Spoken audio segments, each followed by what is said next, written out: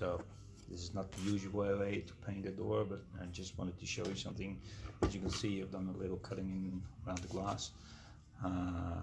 Just wanted to show you, if you're doing a flat surface on a door, what's the easiest way and the best way to paint it, especially when you've got the high-end glosses from the Netherlands. I know in the US you use the fine paints of Europe. This is a sikkens one, but same deal.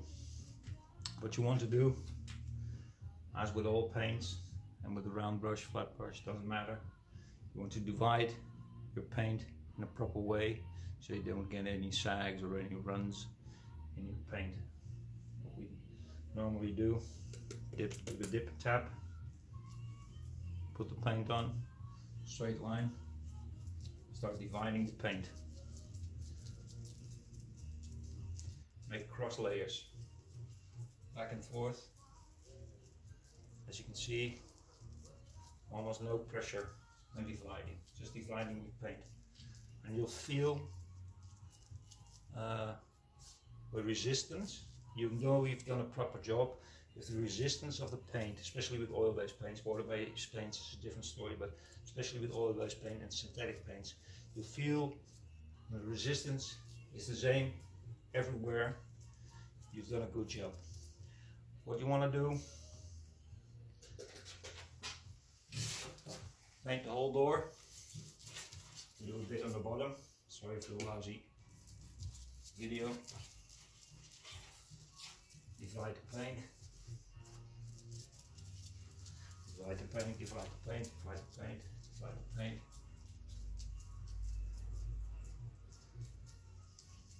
All throughout. Then the entire length of the door now.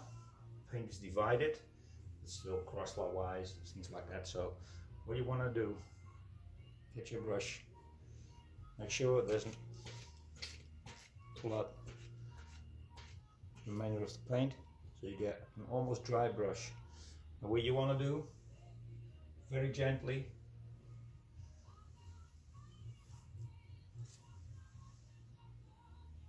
run your brush through it. Make sure you're going with the grain of the wood. Very lightly, gently. And what you want to do, when you've divided the paint and you've pulled your brush through, you'll always want to finish with an upward motion. Paint is a liquid, so it always wants to go down. That's why you get runs and sags and things like that. And if you pull it upward, you're going a bit against gravity. Yeah, that's what I've been taught, and it served me well over the past 25 years in painting.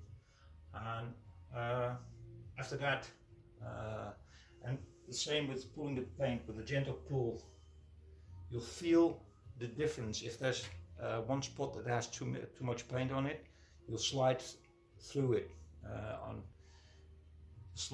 more. So you want an even feel in pull and resistance in the paint. So put this pot away, and I'll grow poppers. As you can see, door with absolutely no prep whatsoever. Just straight gloss on it, just for the instructional purposes. As you can see the gloss, and see it's slowly evening out.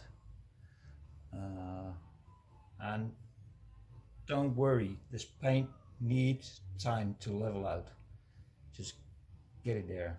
Once you finish your door, especially with the Dutch paints, just leave it for a bit. Let the paint even out. Maybe you'll get a little runner in a corner or whatever. Just give it 10-15 minutes, do something else, and always go back to your work again. Once you go back, you check it if any runs, any sags in it. For the rest, leave it. Leave it, leave it, leave it. Once you start touching it after the 15-20 minutes, you'll do more damage.